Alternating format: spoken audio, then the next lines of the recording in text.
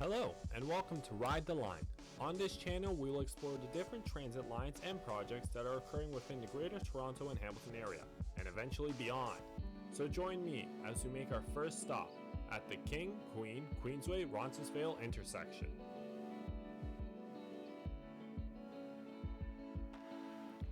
This intersection is one of the most important intersections for the Toronto Transit Commission, or TTC, as it is right beside one of the main streetcar storage houses, Roncesvalles, and it is where two of the TTC's most used streetcar routes intersect.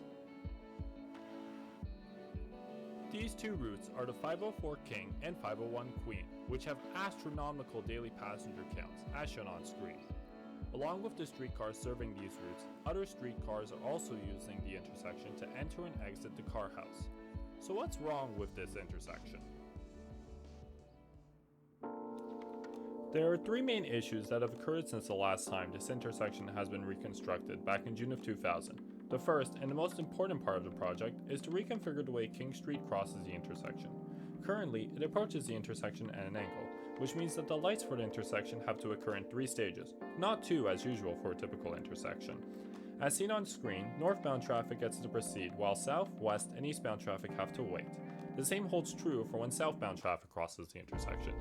East and westbound traffic get to cross at the same time though, lucky for them.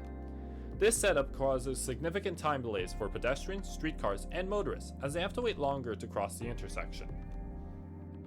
Here we see what the intersection will look like after construction is over. The dotted lines show where the curbs for the road are now, and the solid lines are where the curbs will be. We see that King now crosses the intersection at 90 degrees, meaning once this reconfiguration is over, the signals will be able to have just 2 stages, not 3, saving time for everybody that uses this intersection.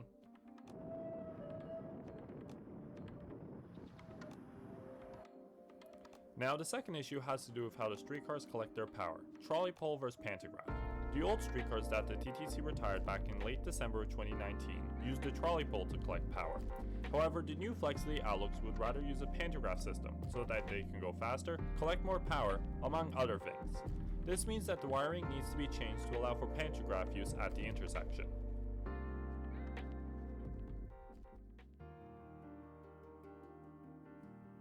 However, that's not all. Here we have an image of all the streetcar infrastructure projects starting in 2021, link in the description below, along with where all the current streetcar routes run. And now, here in red, is where streetcars will be unable to operate for the duration of the project. This is good, as the wires in these areas have also not been changed for pantograph use.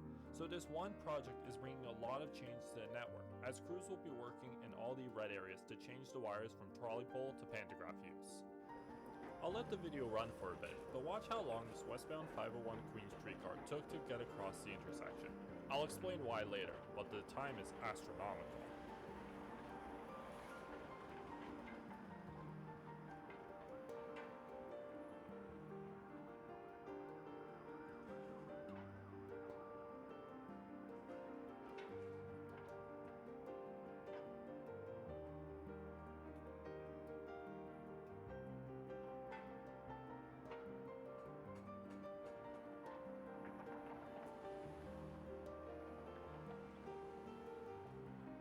In total, it took the streetcar 40 seconds to cross the intersection. The reason for this is all the switches that the streetcar has to cross, and the driver has to check to make sure they're in the right position.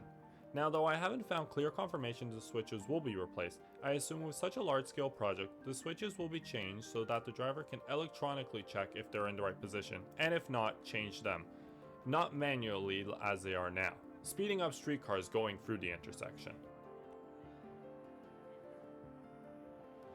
Now back to our map. This map here shows where the 504 King and 501 Queen service will have to be changed for bus service until early to mid 2022, when this intersection is expected to be completed. Now, let's jump into the game City Skylines, where I've recreated the area around the intersection to get a good last look at how this area will look before and after construction, while also talking about some quality of life improvements that will also be implemented with this project. So here we are in City Skylines, where I've recreated the intersection to the best of my ability, along with implementing the streetcars, the 501 and 504, to kind of get this approximate stop locations that they are in and where they will be in the future. So here we see King Street comes in at the angle, as I mentioned earlier, while Roncesvalles, Queensway, and Queen come in at 90 degrees. Another thing that I didn't mention, but it's pretty important, is that you can see that Queensway here actually gets a dedicated right turn that motorists are able to drive and cross, so they are able to turn right faster on when it's changing. Take a note of that because that's going to be changing with the intersection.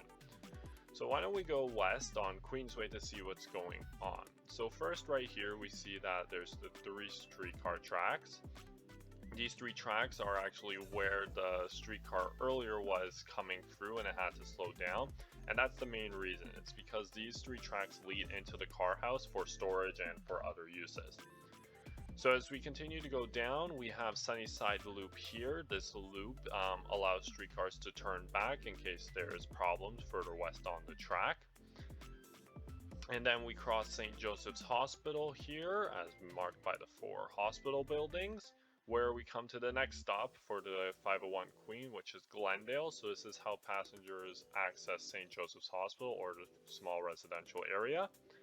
And as we continue to go west, we come up to this bridge where we get to the stop for Parkside Drive. This stop is actually typically on top of the bridge and there's a connection underneath, but because of the limitations of City Skylines, I was not able to do that. So it's just the crosswalk here and passengers go down to Parkside Drive. So that's kind of the western limit. That's the western limit of construction. So let's go back to the intersection. And north on Roncesvalles, you see that it's a small 2-lane road, and this is the typical way it is at Roncesvalles throughout all of the intersection for where the buses for the streetcars stop. So it's a very more tight neighborhood. It's more of a complete street, as this allows cyclists to bike on it, and it's more of a level boarding for passengers. However, south on King, the street is much wider, and that's not possible, and passengers actually have to cross the street. The same is true for here on Queen. It may be here that the passengers are waiting on the platform, but in reality they're not waiting on the platform. They have to cross on the street to access the streetcar here. While here west, they actually do get a platform, so it's actually more correct. It's just not boarding there, it's boarding on the right. So really the limits for this are all the way at Parkside Drive for Queensway, the car house for Roncesvalles for phase 1. I'll talk about phase 2 maybe in another intersection. That's all of Roncesvalles getting a little bit of a redevelopment. Just east of Queen Street, there's some changes, and then of course, as I mentioned, making King Street a more 90-degree turn. So next we're going to change up the City Skylines and see how it's going to look differently. This includes all of the lights that will be throughout.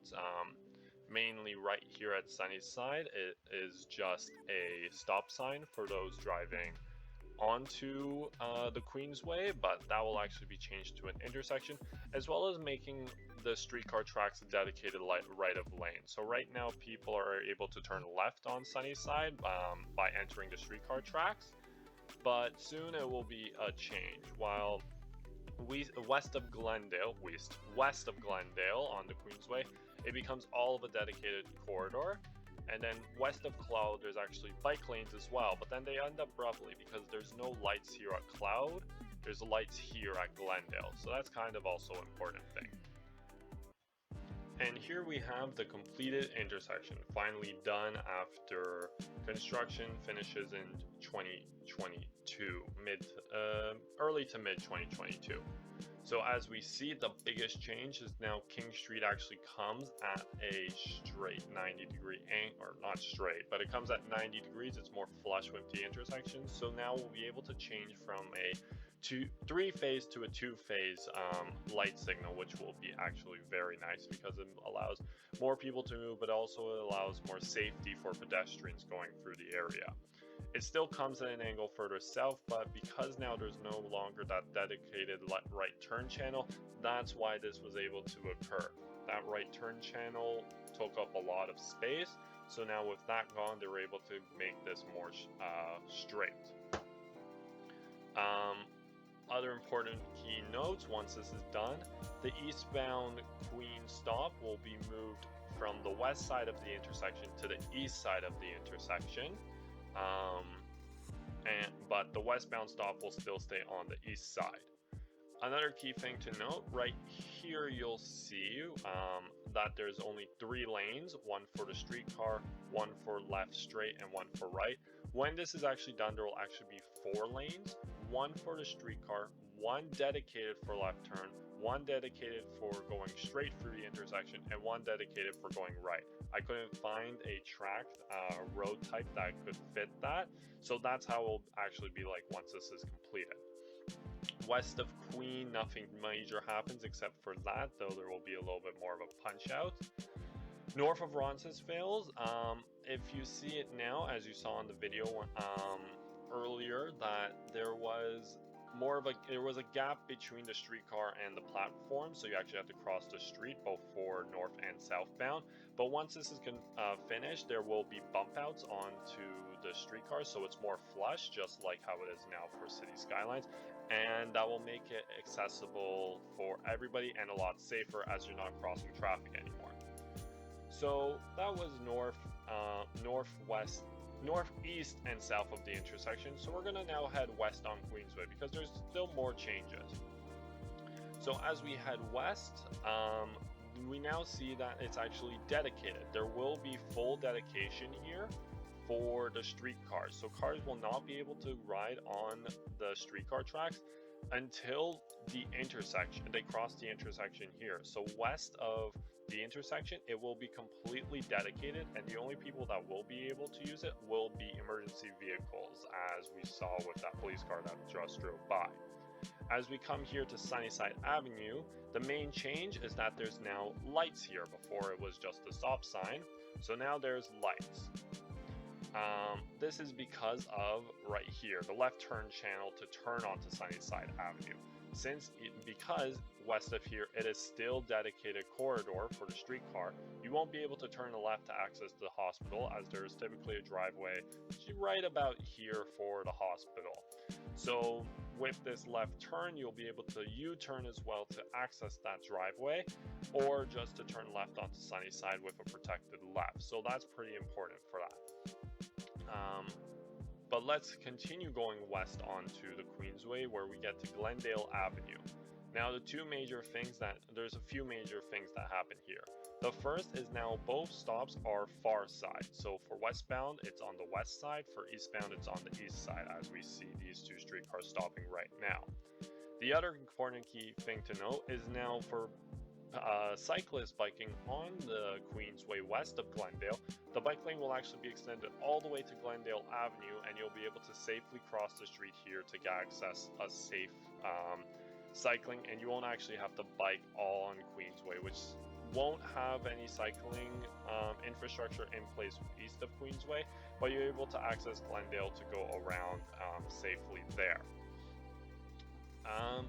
So yeah, with that, we continue going, and it's all dedicated with the bike lane. Same here with Parkside. Again, this is on top of the bridge, and you can walk under. Can't do it in City Skylines. They don't like it for some reason. But yeah, I really hope you guys like this. I'll be using City Skylines more in future videos for showing how the changes to the projects will be, especially for these before and afters, as it's a really good representation.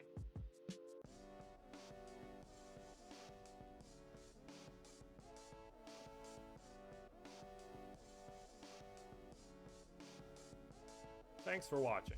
Subscribe for more, because there will be more in the future.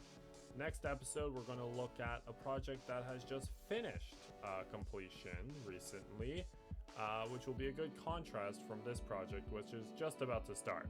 So again, thanks for watching, and I'll see you next time while we ride the line.